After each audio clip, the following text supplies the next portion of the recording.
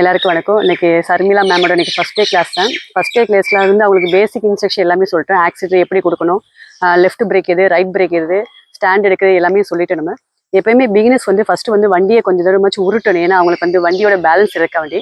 அதே மாதிரி எப்பயுமே வண்டியில ஏறதுக்கு முன்னாடி அவங்க ஸ்டாண்டை எடுத்து விட்டு ஏறணும். சப்போஸ் அதை ஸ்டாண்டை எடுக்காம ஏறி உட்காந்துட்டாங்கன்னா ஒரு சில பேர் மறந்துடுவாங்க, எடுக்காம விட்டுருவாங்க. அதனால ஸ்டாண்ட் எடுத்துட்டு ஸ்டாண்ட் எடுங்க. ஸ்டாண்டை மட்டும் எடுங்க. வண்டியை நேராக நிமித்திக்கிங்க. வண்டியை ஸ்டாண்ட் எடுங்க.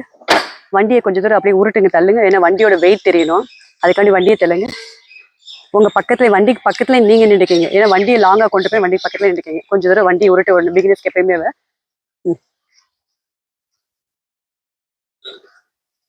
Okay okay. ஸ்டாண்டப் போட்டுக்கீங்க. ஸ்டாண்டப் போட்டுக்கீங்க. சாவி ஆன் பண்ணிக்கீங்க.